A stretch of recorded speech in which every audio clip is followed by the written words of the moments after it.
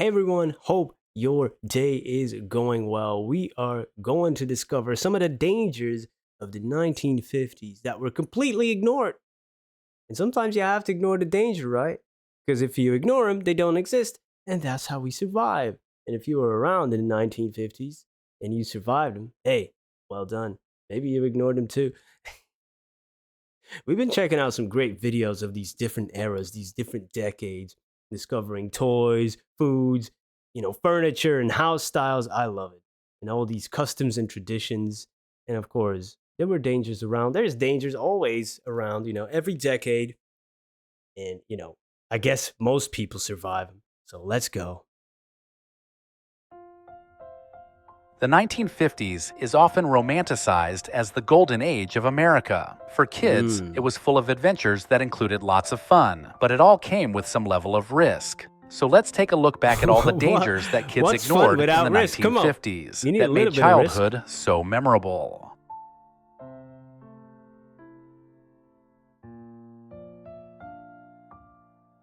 In the 1950s, no one thought twice about the dangers of lead paint. Kids played with brightly painted toys, and young children may have even chewed on them, not knowing the dangerous effects. Houses had walls coated in lead-based paint, and when it chipped, children might have played with them, or at the Touch very boy. least, inhaled the dust without a care. Even art supplies like paint sets sometimes contained lead, but parents trusted they were safe. What are People the thought effects of lead-based lead, paint was a really? great I don't even choice know. because it was long-lasting and very easy to clean, never realizing the true hidden risks. Back I then, don't know. Yeah, yeah, I know it's bad, but I just don't know what, probably the fumes and stuff are bad to inhale and especially to ingest. Just don't know what the specific effects would be. I know Superman is not great with lead and stuff, his supervision doesn't work. So, yeah. If Superman can't handle lead, I guess it's not going to be good for the common man. the street was like an extra playground. Kids spent hours playing games Yeah, like yeah, love it. kickball I and used to stickball, love that, often man. dodging We cars didn't have without much stickball, thought. though. They'd ride bikes or roller skate on busy roads, wearing absolutely no protective gear. And if a ball rolled into the street, they'd race to chase it down, Sure. trusting that drivers passing by would stop. Even hide and seek was played around the parked cars in the street, creating some rather dangerous scenarios. But parents rarely worried, believing their children had the sense not to get themselves killed, and that drivers would watch out for kids playing in the streets. Oh yeah, but that's we did this in the '90s too, man, and early 2000s even. So I wasn't really playing in the streets anymore in different ways, early 2000s. But in the '90s, yeah, man, for sure we did this in Belgium. And oh yeah, we used to kick the ball. The bus would stop right on the close to where we were. Sometimes the ball would the door of the bus opened, the ball flew in, and the bus was gone with our ball. Dang. And we had to run to the other bus stop, a little bit down the other road, just cut off the corner. Say, hey, mister, you got our ball. Sometimes he wouldn't give it back. For kids playing in the streets. The Atomic Energy Lab was a popular toy that seemed exciting and futuristic. That sounds... Kids could experiment with real Atomic uranium Energy ore Lab? and use Geiger counters to measure radiation, all without the safety of gloves. Handling Okay, radioactive that materials sounds- felt like an adventure, not a danger. The kit promised to teach science, so parents didn't really question it. Trust in the companies manufacturing these kits were so strong that no one imagined playing with radioactive materials might cause long-term health problems. Jeez. It's science, Ma. I got 3 eyes, but it's science. I'm learning. Red Rover was a favorite schoolyard game I where heard about kids would this. run at full speed into locked arms, often I heard causing about this bumps, game. bruises, or worse. Broken wrists or twisted ankles were just part of the fun, and falling hard onto pavement and getting the wind knocked out of you never stopped anyone from playing again and again because injuries were badges of honor. Schools Yeah. encouraged these type games during recess, and parents considered any scrapes a normal part of growing up. The thrill of winning Red Rover always outweighed any risk. Yeah, man. It is. That's gone too. I mean, I guess the '90s in Belgium were kind of like the '50s in America, except with a little bit more technology. And uh, but we still experience this, and I guess 60s, 70s, 80s experienced this too in America and in Belgium and stuff. Maybe each decade a little bit less, the more technology came in and safety regulations and all of that stuff. There's many factors contributing to that. But yeah, seeing blood uh, on your body wasn't that like, oh, it wasn't a big deal. And now, my daughter's, it's blood. It's blood. Blood's supposed to be in the body, which was true in every decade, I guess. Yeah.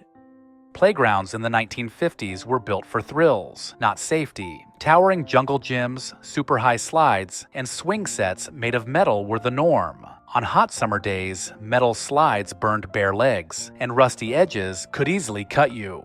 Falls from these heights Damn, often that one led to does look broken a little bit bones shaky. or sprains, but kids didn't think There's twice. no Then there was the ground Yo, if you fall from this high, yeah, I don't know about that one though.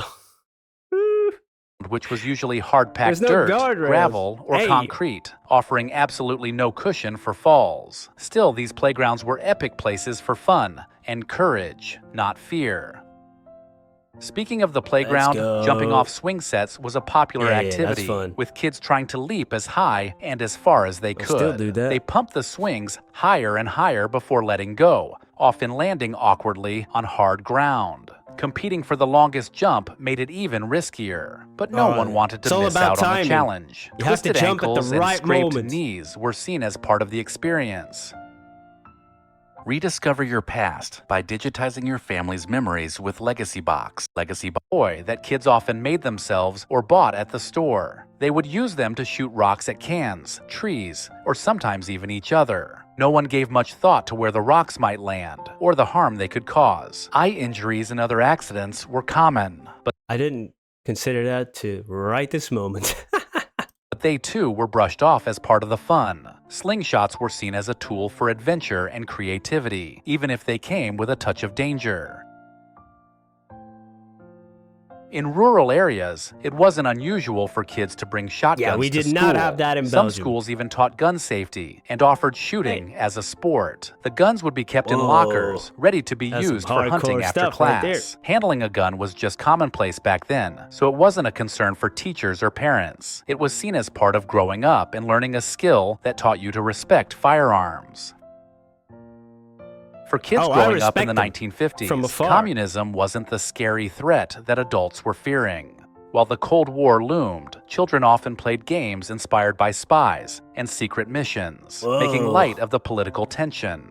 Propaganda and school drills about nuclear attacks were seen as pretty routine rather than a serious threat, at least through the eyes of young kids. To most children, the real ramifications of communism seemed far away and Yeah, almost of course. fictional. It might as well be, at Asbestos that age. was everywhere, but no one knew how dangerous it actually was in the 1950s. Kids played in basements, attics, or near construction sites filled with asbestos materials. Parents trusted the safety of products like asbestos tiles and insulation, so they didn't stop their kids from being around them. Even makeup and toiletry products contained traces of asbestos, making it virtually Yeah. impossible to avoid. To children, it wasn't something to worry about, but rather just part of their everyday life. Yeah, we got a lot of homes here, built in the 20s, 30s that have a lot of asbestos, like in the roof and stuff. Sometimes different places. So if you buy a home from that era, and then you have to then you find asbestos, you got to get it removed by a specialist, and it costs a lot of money, and that's money that you don't really get to have anything to show for, right? It's not like a fancy kitchen you're gonna put in, and then you get to watch it every day and cook in it. It's like hidden stuff, you got to pay 30, 40K to get it removed. A life. Ugh, painful stuff. Carrying a pocket knife in the It's- 1950s yeah. was It's a poison. sign of responsibility for many boys. They used them to carve wood, play games, or show them off to friends. Accidents Yeah, like I cuts used to and have one. scratches were common, but they were seen as minor setbacks. Pocket knives were treated as tools, not weapons, and kids often brought them to school too without any issues. Parents actually encouraged their use, and they were seen as a rite of passage for many. They believed carrying a pocket knife taught independence and resourcefulness.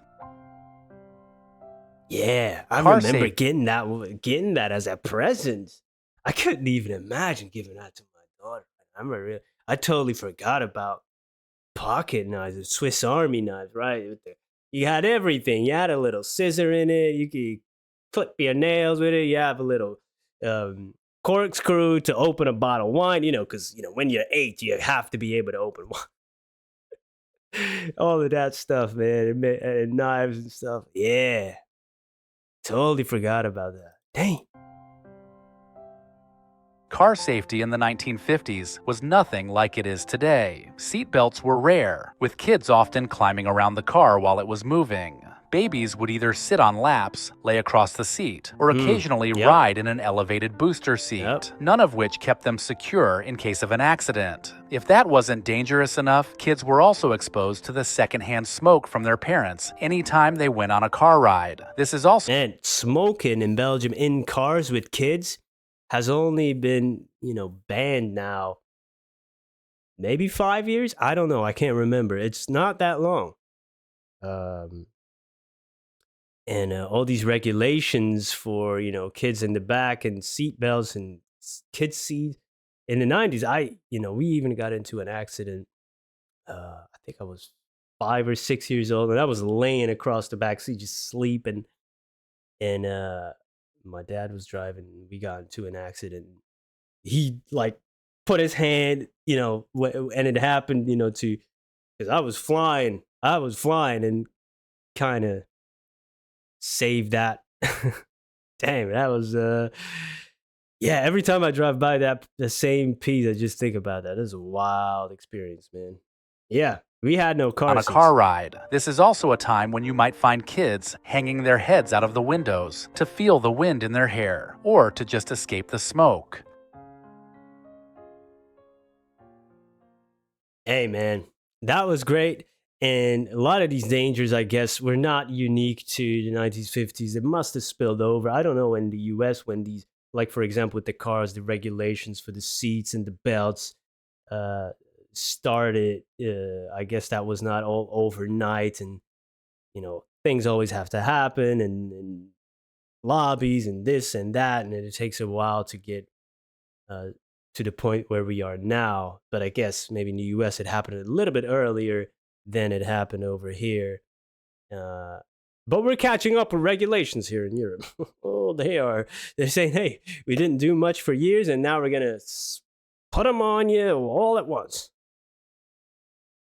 This was interesting. I saw another video on this channel talking about about being a great decade. So we're going to check that out next. Thank you so much for being here. Hope you have a wonderful day. Peace.